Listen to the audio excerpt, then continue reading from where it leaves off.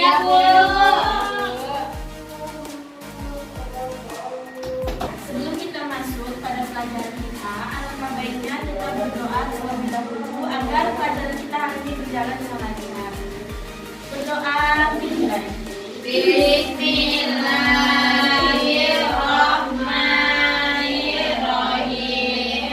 Rabbi zidni ilma warzuqni fahma. Amin. Amin. Ya Rabbal Alamin. Selanjutnya kita akan mengabsen terlebih dahulu. Ya, Bu. Amel, hadir, Bu. Tito, hadir, Bu. Fadila, hadir, Bu. Putri Lestari, hadir, Bu. Rau, hadir, Bu. Untuk materi kali ini, Ibu akan membentuk kalian menjadi dua kelompok. Nah, kelompok satu itu terdiri dari Amel, Bito, dan juga Fadila. Kelompok dua itu terdiri dari Putri Lestari dan juga Raudatul Jannah. Nah, kelompok pertama itu akan membahas tentang pengertian pasar dan juga macam-macam pasar. Kelompok kedua akan menjelaskan tentang fungsi pasar dan juga peranan pasar. Nah, sebelum kita menjalankan kelompok kita, Ibu akan menayangkan sebuah video agar kalian lebih paham dengan apa yang akan kalian kerjakan nanti.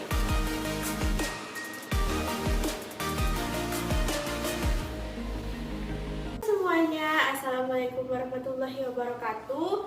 Kembali lagi dengan saya Chelsea Arifjan di kelas ekonomi. Bagaimana kabar semuanya? Apakah sehat?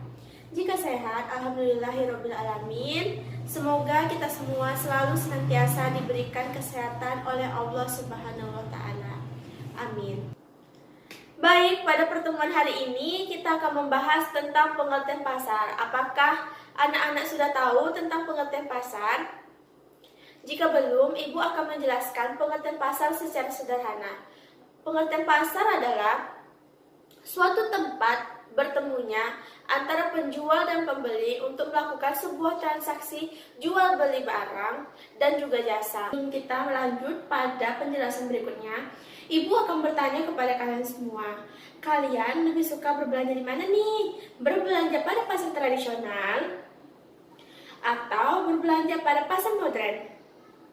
Kalau Ibu pribadi sih lebih suka berbelanja di mana saja, asal harganya terjangkau dan kualitasnya bagus. Di dalam sebuah pasar ada istilah yang disebut dengan produsen dan juga konsumen.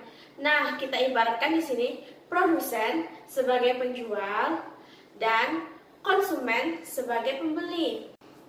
Nah, jadi itulah pengertian sederhana dari sebuah pasar. Ibu harap dengan menggunakan media animasi ini kalian mudah memahaminya.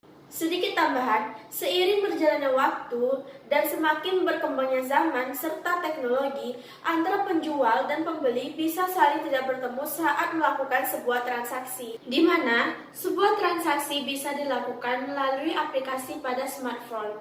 Misalnya pada aplikasi Shopee atau pada aplikasi Lazada, di mana dengan menggunakan aplikasi tadi kita sudah bisa berbelanja tanpa harus bertemu dengan si penjual barang tersebut. Kita hanya perlu memilih barang apa saja yang kita inginkan, lalu membayarnya bisa melalui M-Banking, Alfamart, ataupun Indomaret. Dan selanjutnya kita hanya perlu menunggu barang tersebut datang sesuai dengan waktu yang ditentukan. Jadi dapat disimpulkan, saat ini pasar menjadi suatu tempat bertemunya antara penjual dan pembeli, baik itu secara langsung maupun tidak langsung. Kalian semua pasti sudah paham tentang pengertian pasar.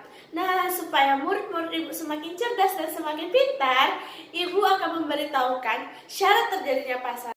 Yang pertama yaitu adanya penjual, adanya pembeli, terjadinya kesepakatan, dan tersedianya barang. Nah, itulah penjelasan singkat dari pengertian pasar. Ibu harap kalian semua paham, karena Ibu tahu murid-murid Ibu adalah murid-murid yang pintar dan cerdas. Semoga kalian semakin berprestasi. Mohon maaf jika ada kesalahan dan kekurangan dari Ibu. Wabillahi taufik wal hidayah. Wassalamualaikum warahmatullahi wabarakatuh. Setelah penayangan video pembelajaran tadi, kalian sudah paham kan dengan apa tugas yang akan kalian jalankan nanti? Kalau paham, Bu. Nah, untuk itu silakan kalian duduk dengan dengan kelompok masing-masing. Ayo, mulai bersama-sama. Nah, Ibu akan memberi waktu kalian sekitar 15 menit untuk mempelajari serta mempresentasikan diri. Silakan bekerja, selamat bekerja. Ini sudah habis. Silakan untuk kelompok pertama mempresentasikan serta menjelaskan dari kalian. Baiklah, kami dari kelompok 1 akan menjelaskan pertama tentang pengertian pasar. Nah, pasar adalah tempat bertemunya cara membeli dan menjual untuk melakukan transaksi jual beli barang atau jasa. Nah, menurut ilmu ekonomi, pasar itu berkaitan dengan kegiatannya bukan tempatnya. Ciri khas sebuah pasar adalah adanya kegiatan transaksi jual beli barang atau jasa. Selanjutnya, cara terjadinya pasar itu terbagi menjadi 3. Yang pertama adanya saling menjual dan membeli. Yang kedua, cara terjadinya hubungan antara penjual dan pembeli secara langsung ataupun secara tidak langsung.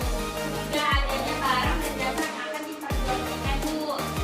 Nah, kemudian selanjutnya yaitu macam-macam pasar. Nah, macam-macam pasar itu terbagi menjadi 2. Yang pertama berdasarkan sifatnya ada pasar nyata, yang kedua pasar abstrak, yang kedua itu menurut jenis barang yang diperjualbelikan, ada pasar konsumsi dan pasar produksi, Bu. Sekian hasil kelompok 1, Bu. Terima kasih kelompok 1. Sama-sama, Bu. Selanjutnya kelompok 2.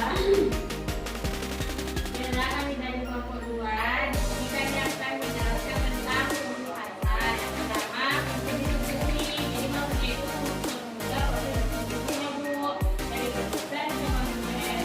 Yang kedua, ada pasar sebagai pemilik harga. Nah, di pasar kan terdapat penjual yang menawarkan barang-barang atau jasa kepada pembeli. Pembeli ini membutuhkan barang atau jasa akan berusaha untuk menambahkan harga dari penjual tersebut. Yang ketiga, ada pasar sebagai sarana promosi. Pasar sebagai sarana promosi itu maksudnya pasar memudahkan produsen untuk mempromosi barang atau jasa yang akan dijualkan kepada konsumen. Lanjut, Bu, itu peran pasar dalam perekonomian. Yang pertama, peran pasar sebagai produsen. Yang ketiga, sebagai tempat menjual barang hasil produksi. Peran yang kedua, sebagai konsumen. Yang pertama, sebagai tempat bagi konsumen untuk memenuhi kebutuhan hidupnya sehari-hari. Kedua, pasar memudahkan konsumen untuk mendapatkan barang yang dibutuhkan. Peranan yang ketiga itu bagi pemerintah. Yang pertama sebagai sumber pendapatan bagi negara atau pemerintah. Kedua sebagai penunjang bagi kerajaan pembangunan nasional. Terima kasih untuk kelompok 2 dan kelompok 1 memberikan masukan. Kalian telah memberikan penjelasan terhadap pengertian pasar singkat. Ibu akan memberikan kesimpulan agar kalian lebih mudah memahami dan mempelajarinya.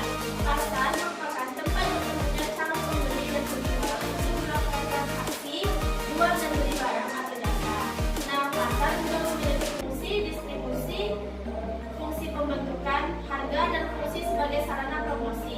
Pasar sangat berperan penting dalam kegiatan perekonomian. Nah, peranan pasar dalam kegiatan perekonomian diantaranya pasar berperan bagi produsen sebagai tempat promosi dan tempat menjual barang atau jasa hasil produksi. Pasar bagi konsumen berperan sebagai tempat mendapatkan sesuatu yang sedang dibutuhkan. Sedangkan bagi pemerintah, pasar mempunyai sedangkan bagi pemerintah, pasar mempunyai peranan sebagai tempat pendapatan bagi pemerintah dan penunjang pembangunan nasional. Nah, jadi pasar merupakan suatu unsur dalam kegiatan perekonomian yang sangat berperan penting dalam pelaksanaan kegiatan perekonomian. Untuk hari ini segini dulu pembelajaran yang dapat Ibu sampaikan. Semoga apa yang kita pelajari ini dapat menjadi ilmu yang berkah dunia dan akhirat kita. Amin. Sekian dari Ibu. Wabillahi taufiq wal hidayah.